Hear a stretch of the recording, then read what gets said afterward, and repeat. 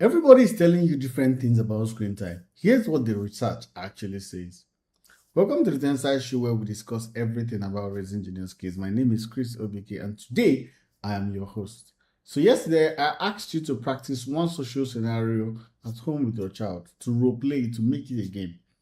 And I've seen a lot of results. I've seen a lot of messages from parents who say that they tried this and it really, really worked for them. So if you missed that episode, you can check the last stream that we had and you're going to catch up right on it.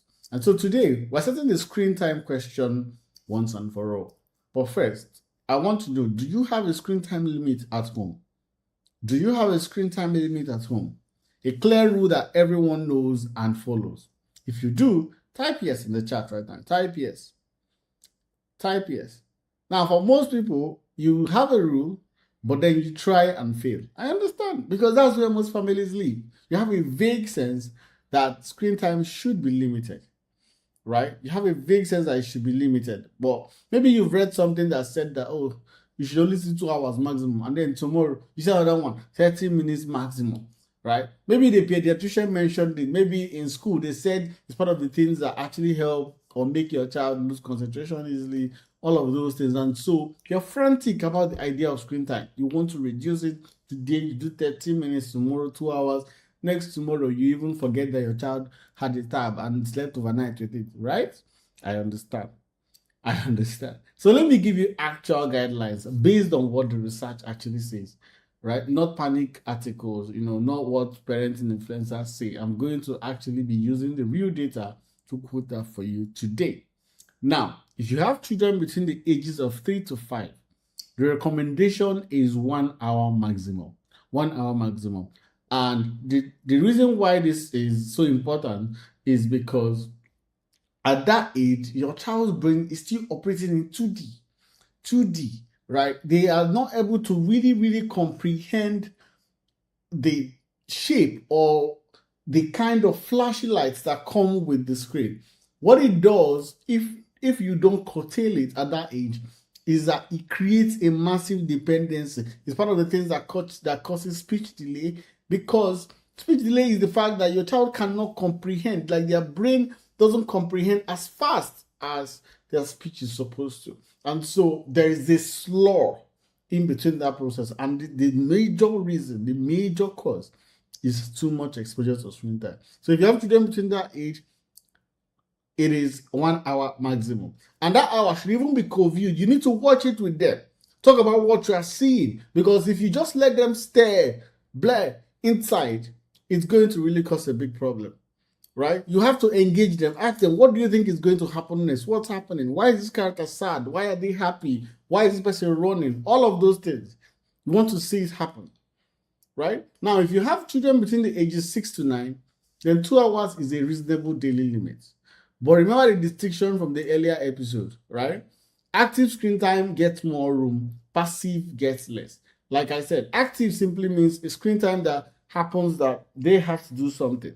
Your passive is where they just stare blank and just, they lose themselves while watching the screen, right? And so if a child spends 45 minutes on a coding app and 30 minutes watching a natural documentary, that's better. It's better than a child watching random YouTube videos for 2 hours, right? It's the same total time, but it has different impacts. Now, if you have children between the ages of 10 to 12, this is where it gets complicated, because at this age, screens are social, friends are online, even schools, they will give you projects requiring those devices. Their world runs on screens. And so it becomes a Herculean task to create hard sensors around screen time. And so I know I exposed this in the last episode, a few episodes back, where I talked about understanding their priorities, right? Which is, you sit down and you decide this is what you do with it first, then second and third. Because at this point, there's very little to nothing that you can do about that exposure. So maybe schoolwork first, physical activity second, family time, social time, then screens are now like an afterthought that fill whatever space is left.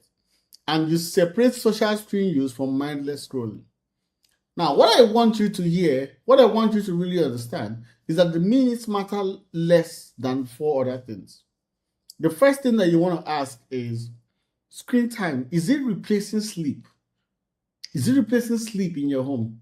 One rule is never let your child go to bed with their tab. Never let them go to bed with their screen. In fact, never even let them have a screen that is minute, that is small.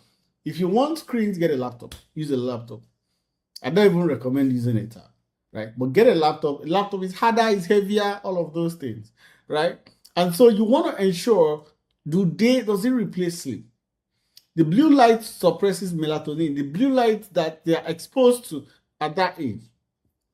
That stimulation, it keeps the brain activated. And sleep-deprived children are more irritable, they are less focused, they are more anxious, and they are worse at learning.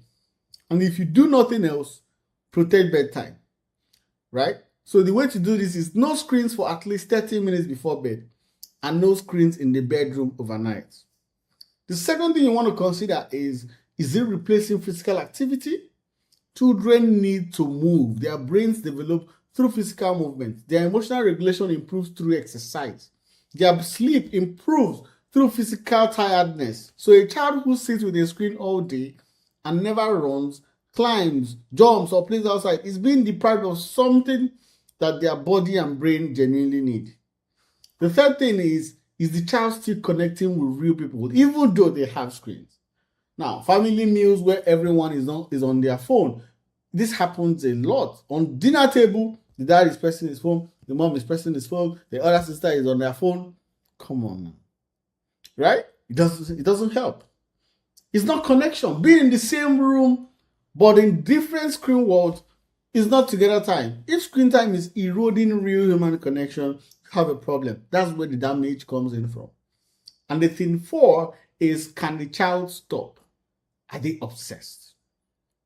If they are obsessed, you are in big problem. This goes back to what we discussed earlier. If your child can use a device and then put it down without you having to physically grab or snatch it, then there's a big problem, right? The relationship with the screen has to be healthy. It has to have boundaries. It has to be, you can let it be something that you can easily substitute.